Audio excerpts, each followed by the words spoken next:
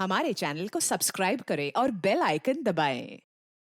हाय, मैं हूं आदित्य श्रीवास्तव और आप मुझे अभिजीत के नाम से जानते हैं। For more episodes of CID, subscribe to Live Crime and hit the bell icon.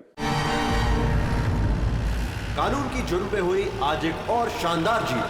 खतरनाक मुजरिम बाला सिंजू, जिसे बच्चों की तस्करी के लिए देश के हर राज्यों की पुलिस तलाश कर रही थी, वो आखिरकार सीआईडी के हाथों पकड़ा गया। अब सीआईडी की टीम बाला से पूछताछ करेगी और बाला के इंटरोगेशन का वीडियो बना के उसे सबूत के तौर पर अदालत में पेश करेगी, ताकि बाला को सख्त से सख्त सजा दी जा सके।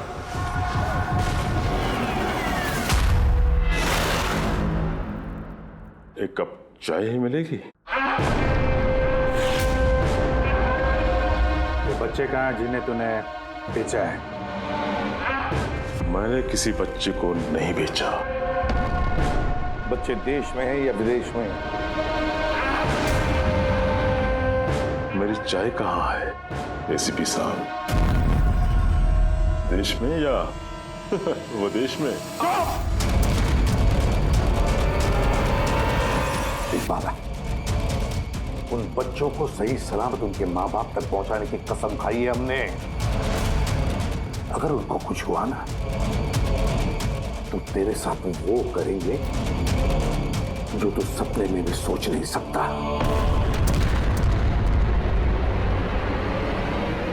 एसीपी साहब, आप मुझे धमकी दे रहे हो? हाँ?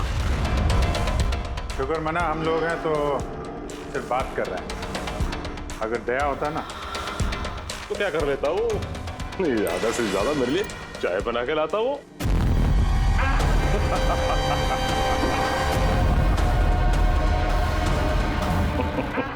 नीचे का। अरे मैडम जी, आप ही मेरे लिए चाय बना के ले। वैसे भी औरतों का काम रसोई घर में होता है, ये सीआईडी में कहाँ कर रहे हो आप? तेरी तो और अगर मुझे मैडम जी के हाथ की चाय अच्छी लगी, हाँ, तो मैं इनसे शादी करने के बारे में भी सोच सकता हूँ। वकील साहब, ये हद से ज्यादा बढ़ रहा है। क्यों? तुझे इतनी प्रॉब्लम क्यों हो रही है बे? हाँ? तेरा इस मैडम के साथ कोई चक्कर वक्कर है क्या? ये आपने क्या किया? मेरे क्लाइंट पे हाथ उठाया आपने?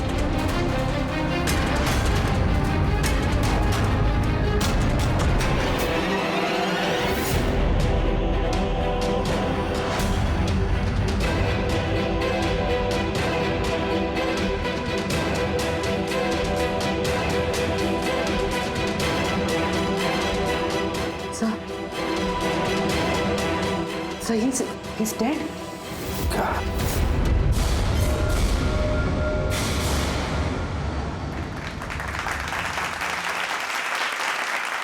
Good evening ladies and gentleman and welcome to Sawal Jawab. मैं आपका होस्ट अभय कुमार आपका स्वागत करता हूं। आज का विषय या डिबेट है कि क्या हमारे देश में कानून के रखवाले कानून से बड़े हैं?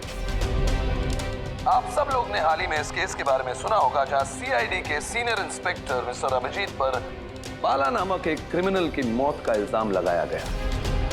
इसलिए आज हमारे साथ मौजूद है खुद senior inspector Abhijeet from the CID bureau, उनके साथ ही ACP Pradyuman ji, welcome sir, और senior inspector Daya CID bureau से। हमारे पैनलिस्ट हैं ex army officer mister Ranveer, ex IB officer Sanjeet ji और एक्स जज मिस मंदिरा, और साथ ही हैं क्राइम के सीनियर एडिटर मदन कुमार जी, और साथ में मौजूद हैं और सीनियर जर्नलिस्ट और ह्यूमन राइट एक्टिविस्ट। तो मैं शुरू करना चाहूंगा ह्यूमन राइट एक्टिविस्ट से। कहिए, इस केस के बारे में आपका क्या कहना है? इनके जैसे ऑफिसर्स की वजह से ही कानून का नाम खराब हो रहा है इस देश में। बिल्कुल ठीक। हाथ में गन या ताकत क्या आ जाती है, इन्हें लगता है कि अपने मनमर्जी करेंगे और मानव अधिकार की धज्जियां उड़ा देते हैं इन जैसे कानून के रखवाले। हाँ, मैं तो कहता हूँ कि इन पुलिस वालों से गन ही वापस ले लेनी चाहिए। गन चलाने की नैतिकता क्या होती है इन लोगों को समझ में नहीं आती। जी मैं तो ये कहूंगा कि ये लोग सिर्फ राई का पहाड़ बना रहे हैं। बाला सीआईडी वालों के साथ बदतमीजी कर रहा था। अब ऐसे में अगर हाथ उठ भी गया तो इसका मतलब ये तो नहीं है ना कि अभिजीत पर खूनी बनने का ठप्पा ही लगा दें आप लोग। और किसी मुजरिम से होता गलती से एक खून तो क्या आप उसे छोड़ देते हैं या फिर कोई आम इंसान से? नहीं ना। तो फिर जो नियम आम इंसान पे लागू होता है वो इन सीआईडी वाले पे क्यों ना हो? मिस मंदिर, आप कब से चुप बैठी हैं? इस विषय के बारे में आप क्या कहना चाहेंगे? अभी जी मैं चुप इसलिए हूँ क्योंकि जिस सीआईडी टीम की बहादुरी की मिसालें लोग देते हैं उनको आज यहाँ अपमान करना ठीक है क्या? देखिए, मेरे हिसाब से इस बहस का कोई अंत नहीं कि अभिजीत सही है या गलत। ये सब अपने अपने नजरिए पे डिपेंड करता है। अब मैं बात करना चाहूंगा एसीपी प्रद्युमन जी से, जिनका लंबा करियर जो देश के प्रति जिम्मेदारी और फर्ज से भरा हुआ है। इस केस में आप किसका साथ देंगे? सीआईडी के अभिजीत जी का या फिर कानून का?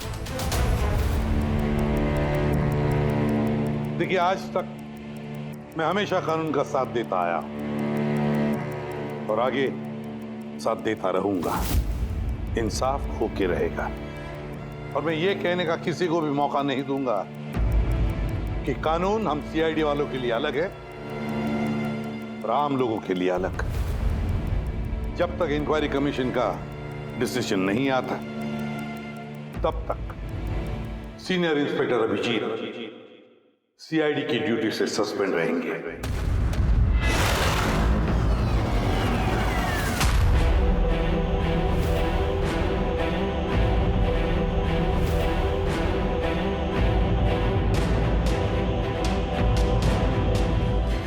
एक मिनट सर।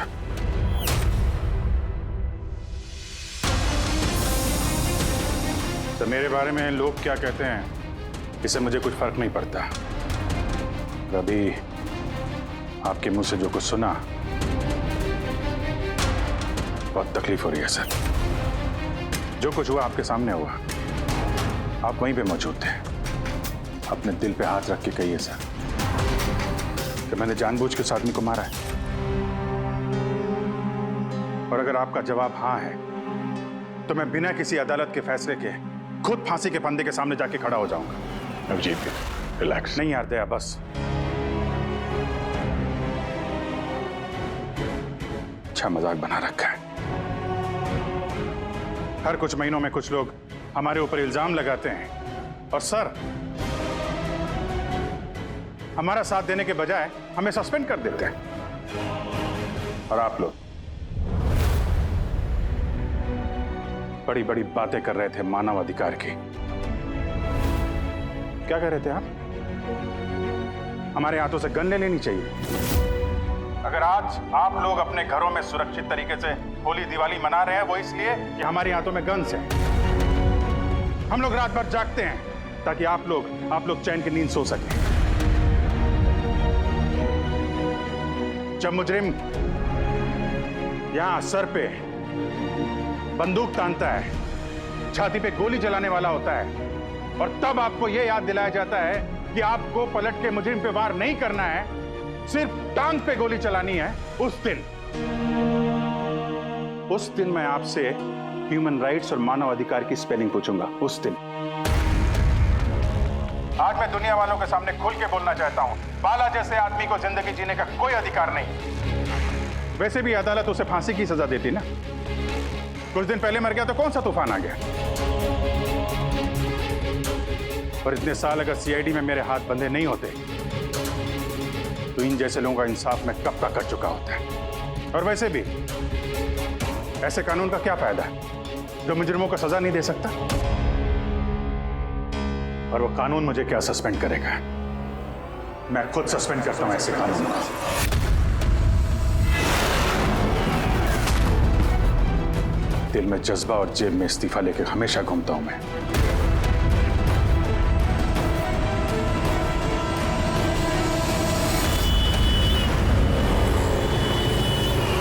अरे यार हम लोग तो दोस्त हैं यार, दोस्त। अरे मेरे दोस्त, क्या चाहिए आपको आज? अरे कुछ मेरे दोस्त के लिए लेके आओ यार, आप और हम एक ही। चल चल। अभिजीत, क्या हो क्या तुम्हें? अरे कौन सी जगह पे बैठे? और किस तरह के लोग हैं साथ में? चलो उठो, उठो, चलो घर चलो। कहाँ चले? सीआईडी ब्यूरो ही तो मेरा घर था और मुझे वहां जाने की परमिशन नहीं। सर सब ठीक हो जाएगा सर, आप यहाँ से चलिए। सब ठीक हो जाएगा। इससे ज्यादा और क्या ठीक होगा? और अब मैं सीआईडी ऑफिसर नहीं हूं। कोई भी ह्यूमन राइट्स वाला, कोई भी इंक्वायरी कमीशन मेरा कुछ नहीं बिगाड़ सकती। सारे मुजरिमों को एक एक करके मार डालूंगा मैं, और तुम लोग भी मेरा कुछ नहीं कर सकते। और ना वो तुम्हारा एसीपी प्रद्युमन। जाओ उसके पास जाओ तुम लोग, मुझे तुम लोगों की शक्ल नहीं देखनी। जाओ। अभिजीत, तुम होश में भी हो? तुम्हें पता है तुम क्या बोल रहे हो? अरे छोड़ो यार, ये दोस्ती दिखानी थी ना तो उस दिन दिखानी चाहिए। आज ही अपनेपन का ढोंग करने की कोई जरूरत नहीं है। क्या बोला तुमने? ढोंग? तुम्हें ये ढोंग लगा? और क्या? सही है, एकदम सही है। सर जाओ जाओ, तुम भी निकलो।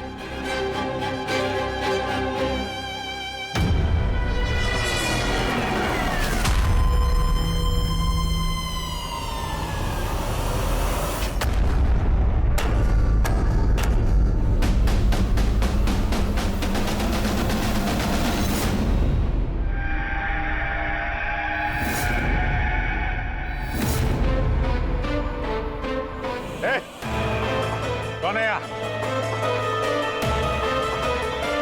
ये आंखों में पट्टी क्यों बांध रखी है? बोलो मुझे,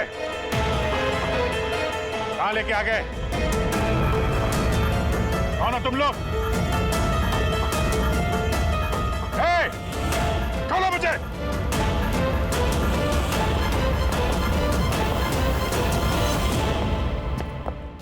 कौन हो तुम लोग? पट्टी खोलो।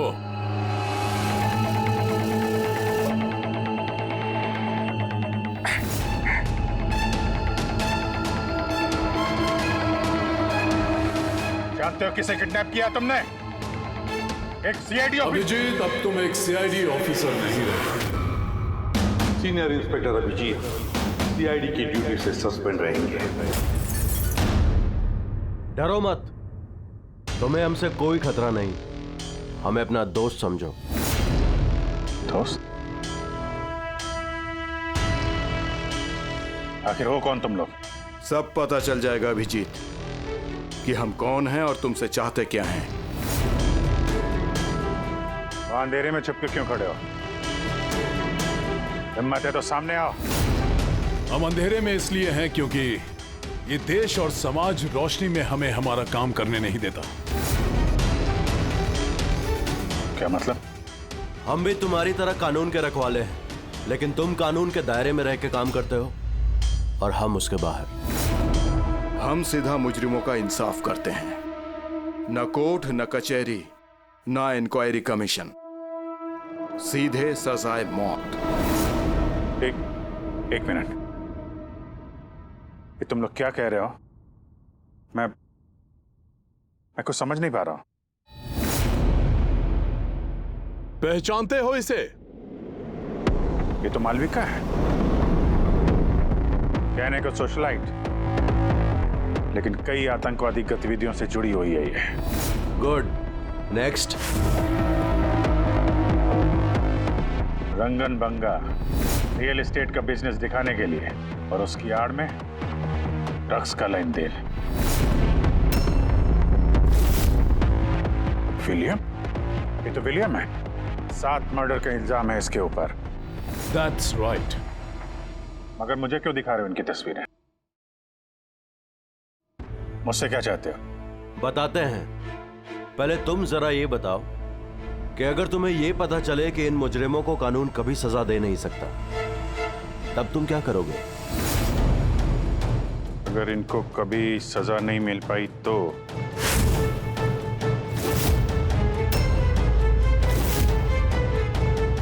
मैं खुद मार दूंगा इनको। वैसे भी किसी भी मुजरिम को इस धरती पे सांस लेने का हक नहीं है। सबको कुचल के मार देना चाहिए, सबको। Very good. तुम्हारे अंदर हम यही जोश और जुनून देखना चाहते थे। हम तुम्हारा दर्द समझ सकते हैं अभिजीत। अगर बाला गलती से मारा भी गया तो क्या फर्क पड़ता है? था तो वो एक मुजरिम ही ना। अब तुम ही बताओ अभिजीत, इतने सालों की ड्यूटी का ये जो सिला मिला है तुम्हें, क्या ये ठीक है? इनके जैसे ऑफिसर्स की वजह से ही कानून का नाम खराब हो रहा है इस देश में। और मानव अधिकार की धज्जियां उड़ा देते हैं इन जैसे कानून के रखवाले। हाथ में गन या ताकत क्या आ जाती है? इन्हें लगता है कि अपनी मनमर्जी करेंगे। नहीं, बिल्कुल ठीक नहीं है।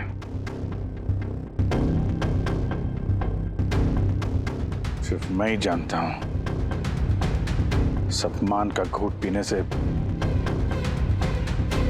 क्या बीत रही है मुझ पे। किस आग में चल रहा हूं मैं। हम समझते हैं अभिजीत, इसलिए तो तुम्हारी तरफ दोस्ती का हाथ बढ़ा रहे हैं। हमारे गैंग का काम है उन मुजरिमों का सफाया करना जिन्हें अदालत ने खुला छोड़ रखा है। बनोगे हमारे गैंग का हिस्सा? सोच क्या रहे हो अभिजीत? हमारा साथ दोगे या फिर उस सिस्टम का जिसने अनजाने में हुए एक हादसे के लिए तुम्हें सजा दी? मैं नहीं जानता कि तुम लोग कौन हो, पर जब लड़ाई जुर्म और मुजरिमों के खिलाफ है तो अभिजीत का जवाब हमेशा हाँ है। और इससे पहले तुम्हें अपनी वफादारी की परीक्षा देनी होगी। वफादारी की परीक्षा? कौन है आदमी? छगन आज तक 5 औरतों को मार चुका है ये, और अदालत ने इसे दिमागी रूप में बीमार करार देकर रिहा कर दिया। लो रिवॉल्वर और चलाओ गोली।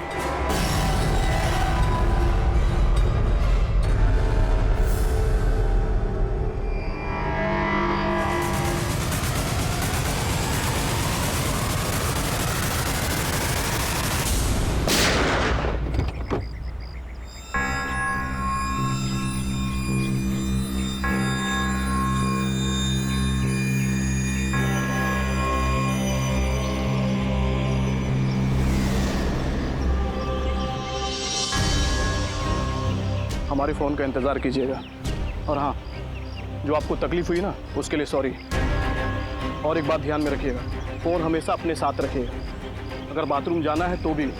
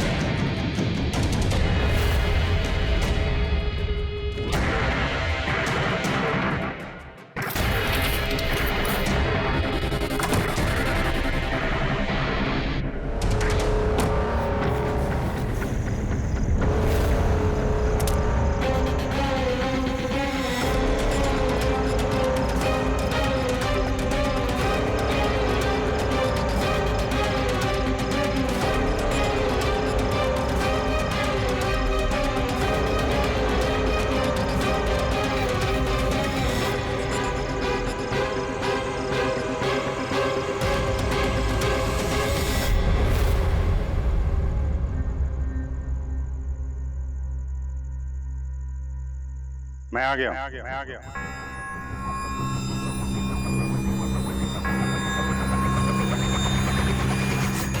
हमारा अंदाजा सही निकला। मतलब जो कहानी हमने फैलाई थी वो मान लिया उन लोगों ने, और चारा ही क्या था। जिस जाल में वो लोग फंसे हैं उसे हमने 1 महीने पहले ही फेंका था। सर, इतने खतरनाक मुजरिमों का एक के बाद एक कैसे खून हो जाना, ये संयोग नहीं हो सकता सर। सर, इन सब मुजरिमों का ये नया दुश्मन कहाँ से आ गया? आ गया या आ गए, इन पांचों का कोई एक ही दुश्मन होना जरा मुश्किल लगता है। पर सर, अलग अलग दुश्मन है तो फिर सबने एक साथ हमला कैसे किया? पूरी लोग अलग अलग हो सकते हैं, लेकिन गैंग एक ही है, मकसद भी एक ही, बुरे लोगों का खात्मा करना। लेकिन कानून को अपने हाथ में लेकर अलग अलग शहरों पे अलग अलग टाइम पे खून करना, इतनी लंबी प्लानिंग किसी एक आदमी के बस की बात तो नहीं है। बिल्कुल ठीक कह रहे हो अभिजीत। लगता है कुछ मिल गया तुझे, हैं? हाँ बस। क्या? बस इसमें कोई एक खूनी नहीं है, क्योंकि अधिकतर हर एक खूनी का खून करने का अपना एक खास पसंदीदा तरीका होता है, लेकिन यहाँ पर ऐसा नहीं। ये देखो, इसे गोली मारी गई है, गोली बहुत दूर से मारी गई है, लेकिन गोली सीधी जाकर के दिल में लगी है, 1 इंच भी इधर उधर नहीं। दूसरा, इसे मार्शल आर्ट के किसी एक खास मूव से मारा गया, बहुत ही खतरनाक, एक झटके में चित। और ये तीसरा मर्डर? ये तीसरा, इसे जहर से मारा गया, एक खास नुकीली चीज से जहर इंजेक्ट किया गया है सीधा आर्टरी में, जहर तुरंत खून में मिल गया और ये खत्म। तो तीसरा मर्डर भी किसी एक्सपर्ट ने किया है सर? हाँ जी, पहला शार्प शूटर, दूसरा मार्शियल एक्सपर्ट, और तीसरा खास तरीके से जहर का इंजेक्शन देने वाला।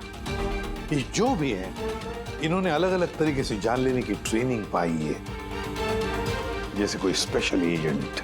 और शायद इस गैंग में इस तरह की सोच रखने वाले और भी लोग शामिल होंगे जो समाज से मुजरिमों को मिटाना चाहते हैं। सर, अगर ये लोग इतने एक्सपर्ट हैं तो ना ही कोई सुराग छोड़ेंगे, ना ही कोई पहचान। इन तक पहुंचेंगे कैसे? लोहा लोहे को काटता है पूर्वी। इन लोगों की गैंग तक पहुंचने का एक तरीका है, बाला की मौत का नाटक। सब कुछ प्लान के मुताबिक चल रहा था सर। फिर उन्होंने मुझे एक आदमी के ऊपर गन तान के ट्रिगर दबाने को कहा। और तुमने ट्रिगर दबा दिया? Yes sir. क्या मतलब है ये सब? हाँ? कहा था ना हमने, तुम्हारी परीक्षा ली जाएगी ये देखने के लिए कि तुम इस काम को अंजाम दे सकते हो या नहीं। मुझे किसे मारना है? एक ऐसा इंसान जो इंसान कहलाने के लायक भी नहीं है, देश के उत्तरी राज्यों में ड्रग्स का धंधा करता है, और न जाने इसकी वजह से कितने नौजवान अपनी जिंदगी बर्बाद कर चुके हैं। उसका नाम? अपने आप को बहुत बड़ा बिजनेसमैन समझता है, लेकिन ड्रग डीलिंग ही उसका असली काम है। एक बार वो शहर में वापस आ जाए, बस उसके बाद उसका काम तमाम। नाम में क्या रखा है? गोली मारने के ठीक 1 घंटा पहले तुम्हें बता दिया जाएगा कि कब और कहां गोली चलानी है। ट्रिगर कैसे दबा दिया? उसे कुछ हो जाता तो, मारा जाता तो? नहीं दया, कुछ नहीं होता। वो गन के वजन से मैंने अंदाजा लगा दिया था, अंदर कुछ गोलियां वोलियां थी नहीं। अभिजीत, अब उनके रंग में इस कदर रंग जाओ कि रत्ती भर तक शक ना करे वो लोग। यही एक तरीका है उन तक पहुंचने का। लेकिन इसके पहले वो कुछ बड़ा अंजाम करें। अगर हम उनके अड्डे तक पहुंच जाएं और उन्हें वहां गिरफ्तार कर लें तो? अगर उनके अड्डे तक पहुंचेंगे कैसे? तुम्हारे आंखों पर तो पट्टी बांध रखी थी। पट्टी बंधी थी दया, लेकिन उनके अड्डे से घर पहुंचने तक मैंने रास्ते को अच्छी तरीके से महसूस किया है, और जो कुछ मुझे लगा मैंने इस पेन ड्राइव पर रिकॉर्ड किया है। ये मेरे कपड़े हैं, जूते हैं, इनसे भी शायद कुछ मदद मिले उनके अड्डे तक पहुंचने के लिए। सर, जो भी करना है जल्दी करना होगा। कभी भी मुझे वो फोन आ सकता है ड्रग डीलर को मारने के लिए। मैं नहीं चाहता कि ऐसा कोई काम करूं जिसकी इजाजत मुझे देश का कानून नहीं देता। जब तक कानून नहीं कहे हम किसी की जान नहीं ले सकते, फिर वो चाहे मुजरिम ही क्यों ना हो।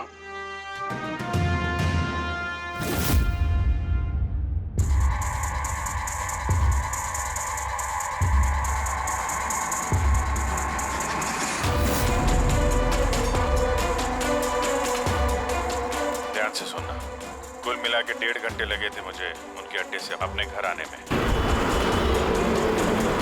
कार की स्पीड 60 के ऊपर नहीं गई होगी।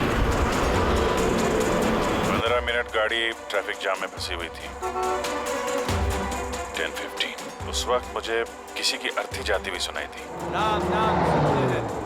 और हाँ, जब हम अड्डे से निकले थे तो वहाँ कहीं मंदिर में आरती हो रही थी लाउड स्पीकर पर। और कुल मिला के 6 ट्रैफिक सिग्नल पे गाड़ी रुकी थी और कुछ 5 फ्लाईओवर्स थे और हर फ्लाईओवर को क्रॉस करने में करीब 40 से 45 सेकंड लगते।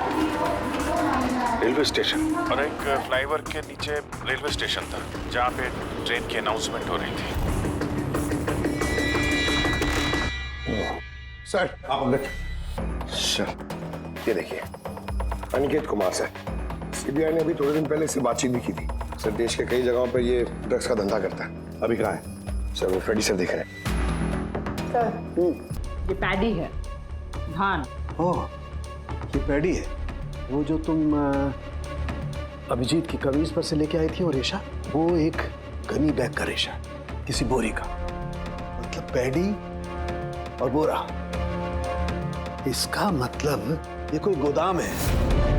गोदाम को अपना अड्डा बना रखा है उन लोगों ने।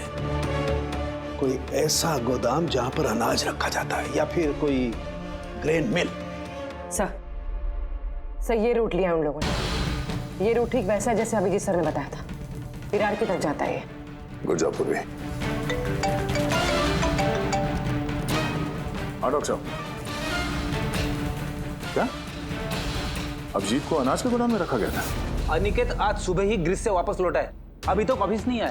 अच्छा, अब गैंग वालों का फोन आएगा अभिजीत को, आएगा फोन।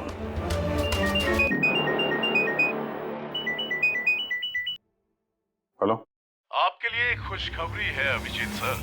जिस घड़ी का आपको इंतजार था वो आ गई है। आज आपके शुभ हाथों से एक मुजरिम को सजा मिलेगी। ठीक 1.5 घंटे के बाद एक काले रंग की गाड़ी आएगी आपके पास और बता देगी कि आपको किस पे और कहां गोली चलानी है। मगर राइफल कौन सी है? क्या फर्क पड़ता है राइफल कौन सी है? आपको तो सीआईडी ट्रेनिंग में हर किस्म की ट्रेनिंग दी जाती है ना। मैंने ट्रेनिंग तो मुझे सारे हथियारों की है, लेकिन मेरे पास सिर्फ एक ही चांस है गोली मारने का। तो अगर मुझे पता हो हथियार कौन सा है तो थोड़ी आसानी होगी। RS 451। Okay, RS 451।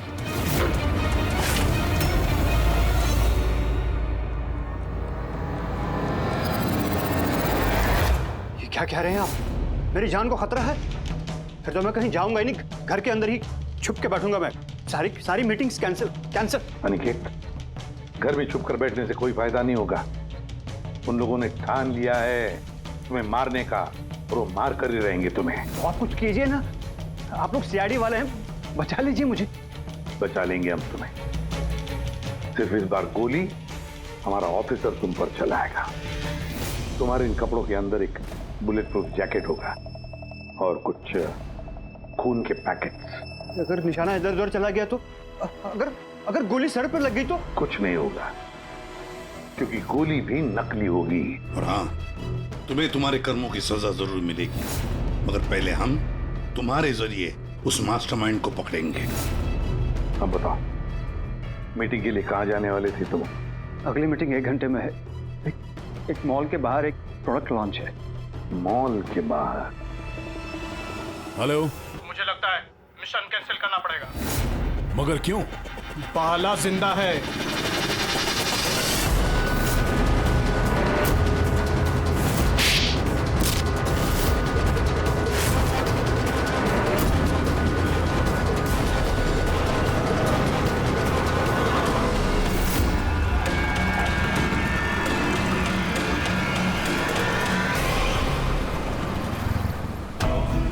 बहुत बड़ा धोखा हुआ हमारे साथ में।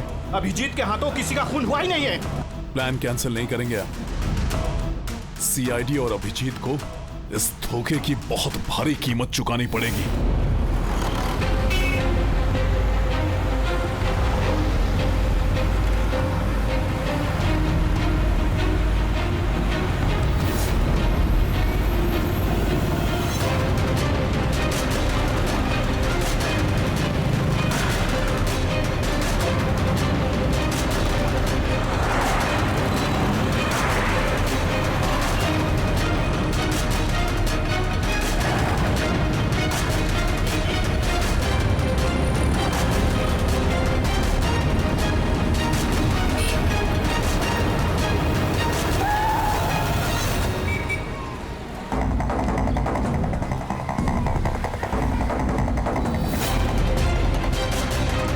यहाँ पे वो आदमी आने वाला है। पर वो आदमी आया कौन? सबर रख, पता चल जाएगा। चल तुझे वो जगह दिखाता हूँ जहाँ से तुझे गोली चलानी है उस पर।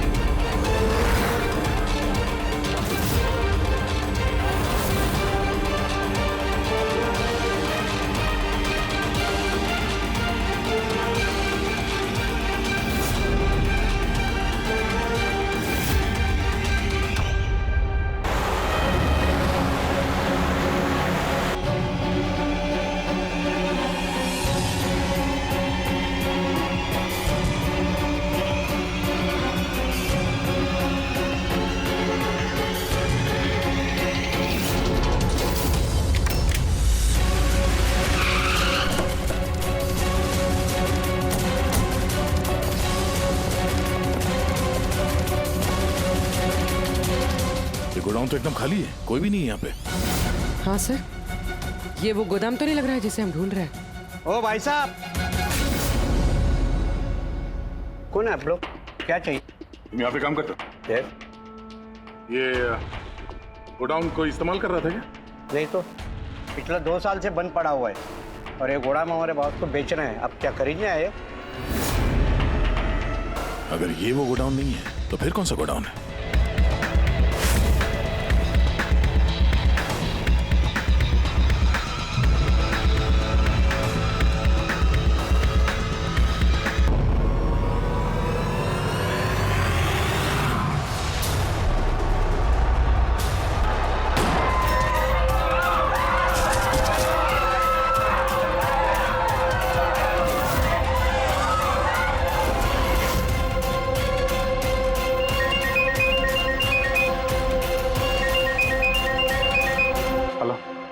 अभिजीत, तेरी कामयाबी के लिए अनिकेत की टिकट कट चुकी है।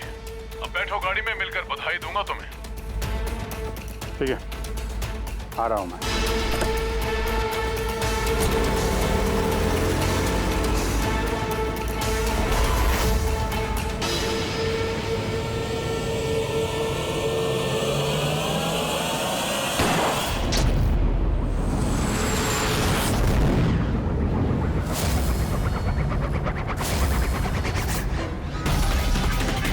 पंकज, पूरा छोड़ना नहीं।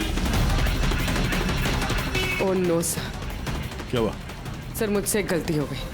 वो तिलक नगर वाला गोदाम मिस हो गया। सर ये देखिए, सर वहाँ पर भी मंदिर है, स्मशान है, फ्लाईओवर है और रेलवे ट्रैक है। कहीं ये वही गोडाउन तो नहीं है? कितनी दूर है यहाँ से? सर ट्रैफिक है तो 40-45 मिनट लगेगा। सर मुझे को पता था हमारे प्लान का। अभिजीत सर नकली गोली चलाने वाले थे। अभिजीत की जान को खतरा है, दया को फोन करना होगा। दया, देखो अनिकेत पर किसने गोली चलाई है, असली गोली। हाँ, अभिजीत की जान को खतरा है। उनके अड्डे का पता चल गया? नहीं सर, ढूंढ रहा हूँ। जल्दी जल्दी दया, टाइम नहीं है हमारे पास।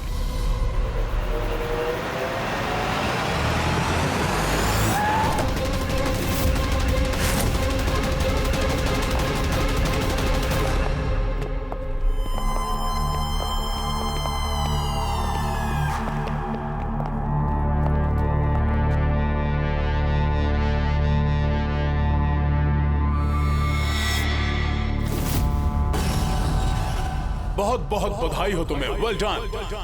अनिकेत के मौत की खबर हर न्यूज चैनल पर छा गई है और अब तुमने हमारा विश्वास जीत लिया है। इसलिए अब हम अंधेरे से रोशनी में आकर तुमसे अपनी पहचान करवाएंगे।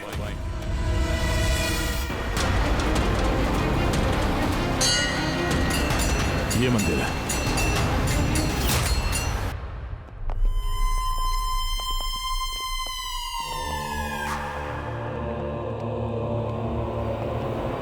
हमारे पैनलिस्ट हैं एक्स आईबी ऑफिसर संजीत जी,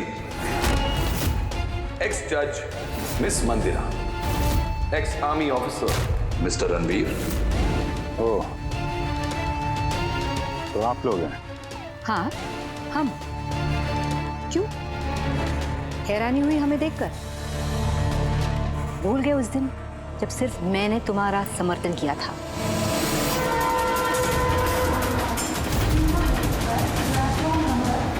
ये रेलवे स्टेशन। अभिजीत, हम सबका मकसद एक है, जुर्म का सफाया। मगर आपके ये चौथे साथी, इनको क्या हुआ है? ये सामने क्यों नहीं आ रहे? मैं सामने आऊंगा भी नहीं, क्योंकि तुम एक धोखेबाज हो।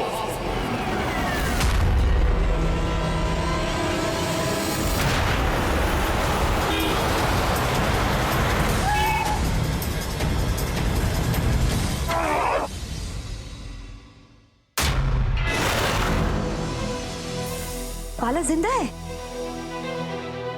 हाँ, ये जिंदा है, क्योंकि ये सब सीआईडी की सोची समझी चाल थी हमें फंसाने के लिए।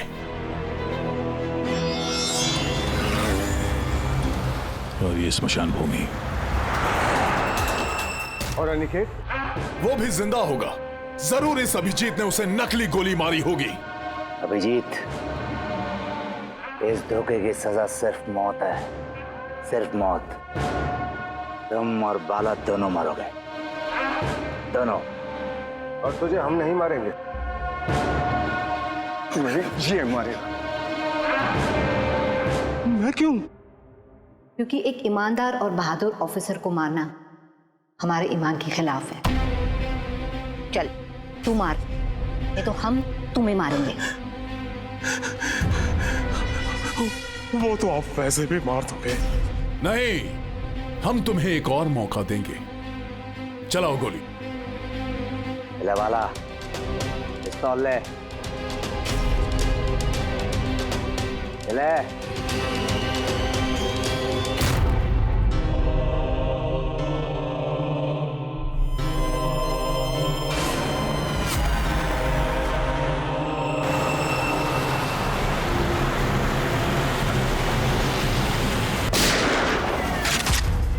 कोई नहीं भागेगा। हम लोगों ने जो कुछ भी किया उसका हमें बिल्कुल अफसोस नहीं। हम लोग भी देश के लिए कुछ करना चाहते थे, जैसे आप लोग करना चाहते हो। देश के लिए कुछ कर गुजरना बड़ी अच्छी बात है, पर जो रास्ता तुम लोगों ने अपनाया ना, वो गलत है, कानून के खिलाफ है। तो कानून कौन सा 100% परफेक्ट है? ये वही कानून है जिसके चलते इतने सारे मुजरिम समाज में आजाद घूम रहे हैं। उस अनिकेत को भी आपने बचा लिया ना? हाँ, अनिकेत को हमने बचा लिया, सिर्फ गोलियों से, कानून से नहीं, समझे? रही बात परफेक्शन की, तो 100% परफेक्ट कुछ भी नहीं होता है, उसे बनाना पड़ता है। आप लोगों का तरीका क्या परफेक्ट है? क्या गारंटी है इस बात की कि अपनी सनक के चलते तुम लोगों ने सिर्फ गुनहगारों को ही मारा है, किसी निर्दोष को नहीं? अब उसी अदालत के सामने जाकर अपनी शिकायत पेश करना, उस अदालत से जिससे तुम इतने परेशान हो। अब वही अदालत तुम्हारा इंसाफ भी करेगी। अब पता चलेगा तुम लोगों को कि अपने देश के कानून की मर्यादा का एहसास क्या होता है। केस बड़ा ही पेचीदा था सर। हाँ, तो मुजरिम भी तो पकड़े गए और एक केस खत्म। चलो भाई, घर नहीं जाना क्या? मगर अभी एक अपराधी को पकड़ना बाकी है, क्यों दया? Hello CID. कौन है आप लोग? क्या चाहिए? मैं विक्रांत हूँ, क्राइम टीम से। हमें यहाँ की तलाशी लेनी है। ये सर्च वारंट है। तलाशी?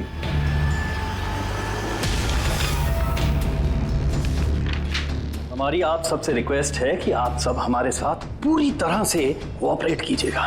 क्या हम जान सकते हैं कि तलाशी क्यों ली जा रही है? दमन के फांसी वाले केस में आप सबके खिलाफ कंप्लेंट है कि आप सब ने एविडेंस के साथ छेड़छाड़ की थी। दया हमारे पास है, हमारी जेल में। तो अगर दया को बचाना चाहते हो तो पहले मेरे भाई को बचाना होगा, वरना ठीक 4:30 बजे ना सिर्फ मेरे भाई को फांसी होगी बल्कि सीनियर इंस्पेक्टर दया भी फांसी पर चढ़ेगा। तलाशी शुरू करो।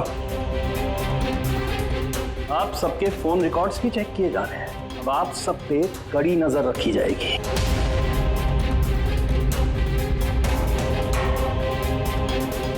और हाँ, आप सबके साथ अकेले अकेले सवाल जवाब भी किए जाएंगे।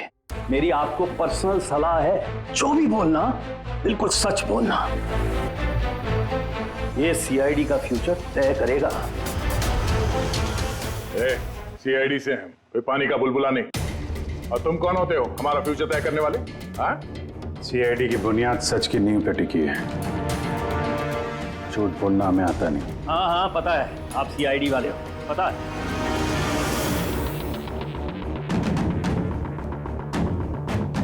लेकिन आप जो भी हो, कानून से ऊपर नहीं हो। और अब वक्त आ गया है कि आपको कानून की याद दिलाई जाए। ना पता है हमें, हम कानून से ऊपर नहीं, पर हम कानून के रखवाले हैं।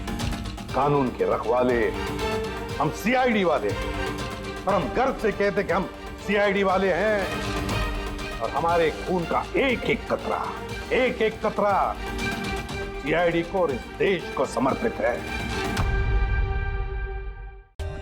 For more updates, subscribe to our channel, click the show links and enjoy watching the videos.